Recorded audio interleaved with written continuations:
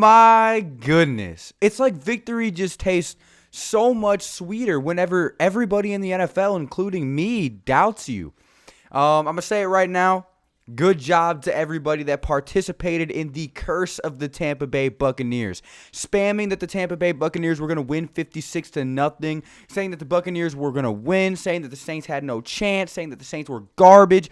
Everybody that was with me in that movement, in my opinion, just helped the Saints get a W. Since the 56-0 curse has been formed about 4 weeks ago, the Saints have not lost since. We keep winning whenever we say the Saints are going to lose 56-0. So first off, I want to say thank you guys for helping me jinx them sorry ass, baby beta, bitch ass, stupid, dumb, retarded ass Tampa Bay Buccaneers. I'm so glad that the New Orleans Saints just did something that hasn't happened to Tom Brady in 19 years because he played in the AFC. He didn't have he faced the Jets and the Dolphins 2 times a year. He never had to deal with this. He has been swept for the first time in his 19-year career today. The New Orleans Saints absolutely beat the brakes off the Tampa Bay Buccaneers 30-3, and this feels good. There weren't as many Buccaneers fans that were talking trash to me and other Saints fans this week because they learned their lesson week 1. But there was one dude that I got to go find his name on YouTube because I feel like him talking shit was pivotal for the New Orleans Saints to win this game. Because one strong similarity that I seen with week 1 and now is that this same dude came and said some bullshit on my videos, and the Saints have won both times. So shout out to you, man. You got the Saints the dub. Russell Weeks, the Tampa Bay Buccaneers fan, said Saints got beat up by the Packers and Raiders and barely escaped the Chargers. Enough said. Saints get clowned on Sunday night primetime. Brees won't be able to throw in the strong winds due to the tropical storm. 35-17 Bucks at home win. Shut up, bro. You guys got absolutely bodied, absolutely manhandled, and straight up shit on in your own stadium, 38-3. Congratulations, me. Congratulations to all of you. Congratulations to everybody that is a fan of the New Orleans Saints. Everybody doubted us, and by what I mean when I say everybody doubted us, the whole analytics staff, or the analyst staff on NBC, all 1, 2, 3, 4, 5, 6 of them picked Tampa to win. Same with NFL Game Day Morning. All 4 of them predicted the Buccaneers to win. And guess what? They didn't have a lead from the start. The New Orleans Saints started and did not stop. The Tampa Bay Buccaneers kicked a field goal in the 4th quarter. This was a shutout. I do not care what anybody says. I don't care what the score sheet says. This was a shutout. The Saints absolutely ass-clapped the Tampa Bay Buccaneers. Let's go over some stats because that's what we need to take a look at. That's what matters most. It's time for me to stop being petty and look into what actually happened during this game. So the Saints, like I said, I'm going to say it 50 more times tonight, won against the Tampa Bay Buccaneers 38-3. Drew Brees was absolutely surgical, 26 completions on 32 attempts for 222 yards and 4 touchdowns. I'm going to skip everybody else on this list. Let's go ahead and read Tom Brady's stats. How did Tommy Terrific fare against what the Bucs fans called one of the worst defenses in the league? Let's go ahead and take a look. He was 22 for 38. Okay, that's not terrible. 209 yards. I mean, I would have expected he would have done better against the worst defense in the league. No touchdowns. 3 interceptions? Oh, Tom, you shit the bed. Fuck Tom Brady. I'm so sick of watching him throw tantrums on the sideline. A lot of this game was your fault, bucko. There were so many miscommunications between you and your receivers, so many off-target passes. You sucked. I don't want to see you throwing a fit anymore. It's genuinely annoying. Bruce Arians called him out at halftime. Absolutely hilarious. But let's go ahead and real talk, go over some of the Saints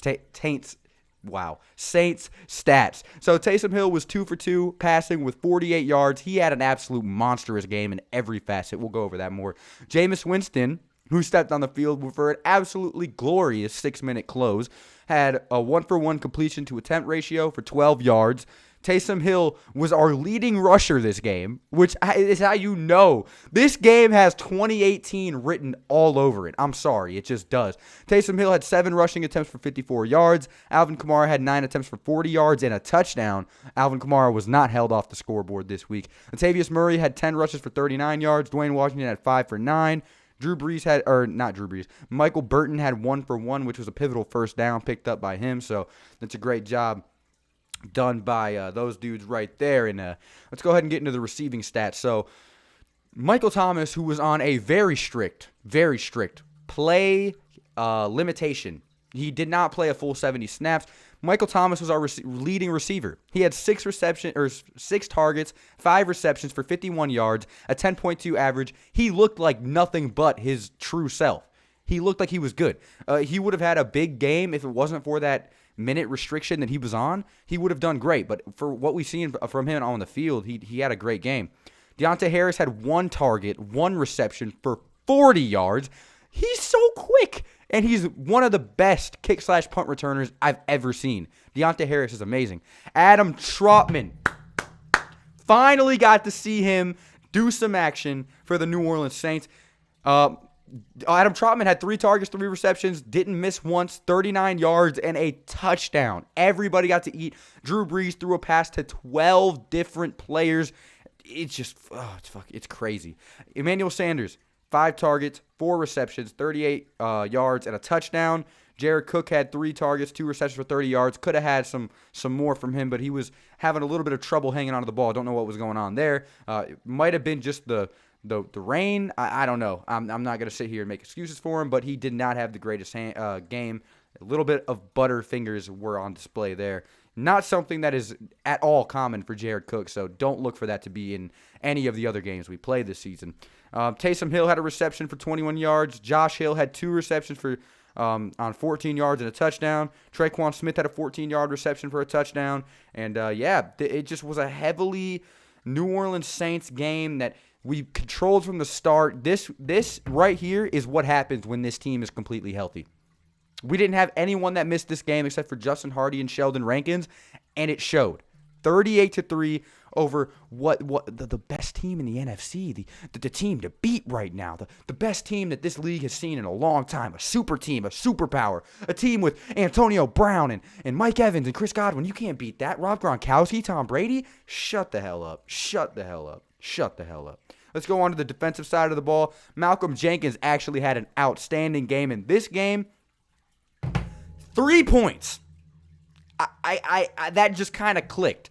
3 points for the Tampa Bay Buccaneers, and this was not because the Tom Brady and the Buccaneers were out of sync. That was something that would have happened in Week 1. Today, our safeties played well, and you know what happens when our safeties play well? We win games and have really good defensive performances. Malcolm Jenkins, 5 total tackles, an interception, and a pass defended. Demario Davis, 5 total tackles and a pass defended in the end zone. Broke up a touchdown pass to Rob Gronkowski. Absolutely amazing. Marshawn Lattimore, 3 total tackles and a pass defended. Again, another game where he held Mike Evans to 0 yards and 0 receptions. I don't care what it says on the stat sheet.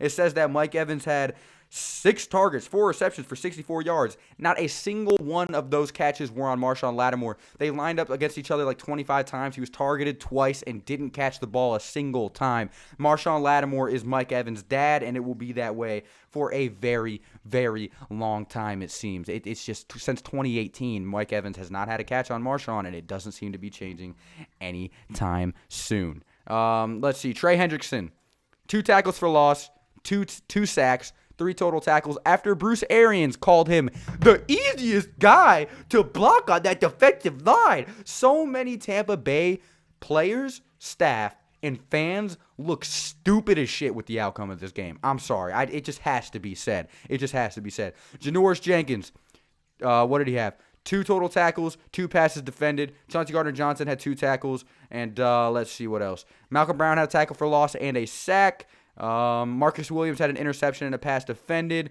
And who else had an interception? David Onyemata. Big man. It was batted twice and got picked off. Absolutely phenomenal.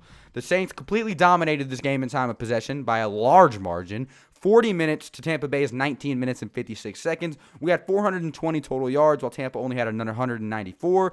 282 passing yards with Tampa Bay's 186. Guess what? How many rushing yards did the Tampa Bay Buccaneers have, do you guys think? They had 8.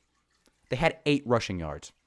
Absolutely phenomenal. Saints had 27 first downs to Tampa's 13, and it was overall a really clean game as far as penalties go too. Saints only had 3 penalties on the day, so overall just an insane game. Player of the game, Drew Brees. I don't know how to give it to anyone else. This dude played absolutely lights out of his mind. One of the best games I've seen from Drew in a long time. I'm sure there's stuff I missed in this video because it's hard to just come from having your heart pound and you scream it at the TV to sit down and have a cohesive entire analysis of a game. So, you know what? We did it. Jameis Winston ate a W in the locker room. So, that's all for today, boys. I'll see you in the next one. Adios.